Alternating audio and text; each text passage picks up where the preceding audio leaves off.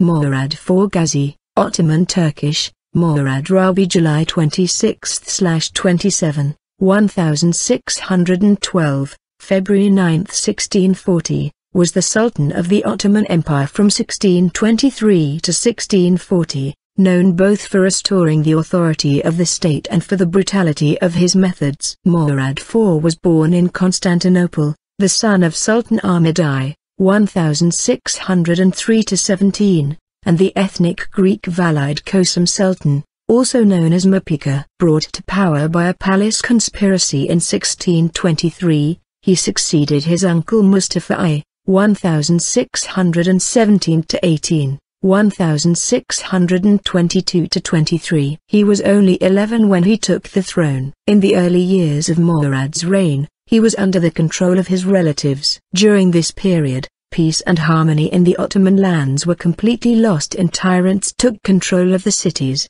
His absolute rule started around 1632, when he took the authority and repressed all the tyrants, and he re-established the supremacy of Sultan. Early reign, 1623 to 1632. Murad IV was for a long time under the control of his relatives, and during his early years as Sultan, his mother, Kösem Sultan, essentially ruled through him. The empire fell into anarchy. The Safavid Empire invaded Iraq almost immediately. Northern Anatolia erupted in revolts, and in 1631 the Janissaries stormed the palace and killed the Grand Vizier, among others. Murad IV feared suffering the fate of his elder brother, Osman II, 1618–22, and decided to assert his power. Absolute rule and imperial policies, 1632–1640. Murad IV tried to quell the corruption that had grown during the reigns of previous sultans, and that had not been checked while his mother was ruling through proxy. He addressed this corruption with several policy changes, such as limiting wasteful spending. Murad IV also banned alcohol, tobacco, and coffee in Constantinople.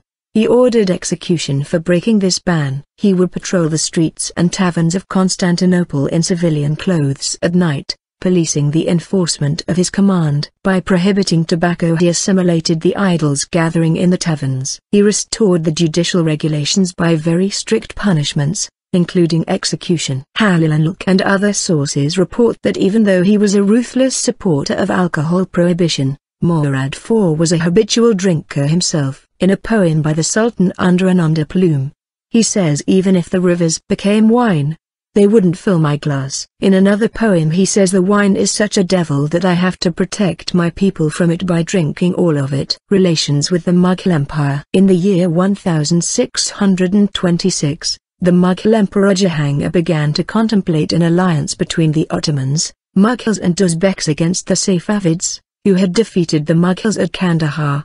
He even wrote a letter to the Ottoman Sultan Murad IV. Jahangir's ambition, however, did not materialize due to his death in 1627. However, Jahangir's son and successor Shah Jahan pursued the goal of alliance with the Ottoman Empire. While he was encamped in Baghdad, Murad IV is known to have met the Mughal Emperor Shah Jahan's ambassadors, Mir Zarif and Mir Baraka, who presented 1,000 pieces of finely embroidered cloth and even armor. Murad IV gifted them with the finest weapons, saddles and kaftans, and ordered his forces to accompany the Mughals to the port of Basra, where they set sail to Thatta and finally Surat. Military campaigns. Militarily, Murad IV's reign is most notable for the war against Safavids, in which Ottoman forces invaded Azerbaijan, occupied Revan, Tabriz and Hamadan, and recaptured Baghdad. In 1638, the city stood the siege for 40 days, but was compelled to surrender,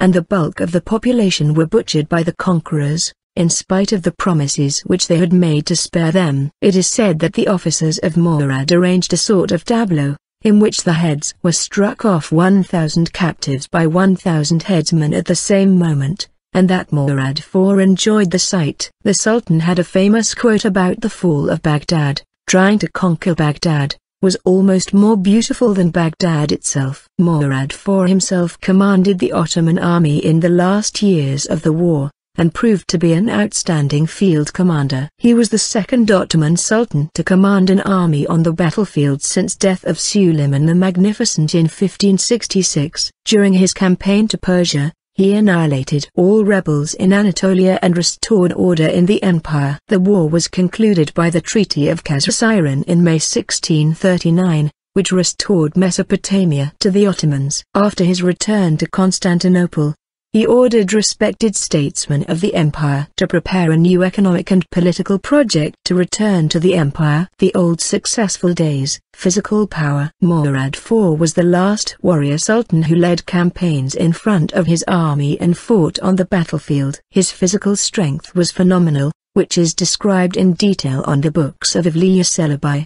He was especially known for his exceptional strength in wrestling, capable of fighting several opponents at the same time. His favorite weapon was a huge mace, weighing 60 kilograms, 132 pounds, which he wielded effortlessly with a single hand. Among his other favorite weapons are a longbow and a large two-handed broadsword weighing more than 50 kilograms, 110 pounds. His weapons are today displayed at the Topkapı Palace Museum in Fatih, intact and well preserved. Sultan Murad IV put emphasis on architecture, and in his period many monuments were erected. Some of them are Maiden Mosque, Bayram Pasha Dervish Lodge, Tomb, Fountain, Primary School, Konya Serafiddin Mosque. The Mughal Emperor Shah Jahan had exchanged ambassadors with the Ottoman Sultan Murad IV. It was through these exchanges that he received Isa Muhammad Efendi and Ismail Efendi, two Turkish architects and students of the famous Kokama Marsananaga. Both of them later comprised among the Mughal team that would design and build the Taj Mahal. Personal life. He married as Sultan and had many children. Death. Murad IV,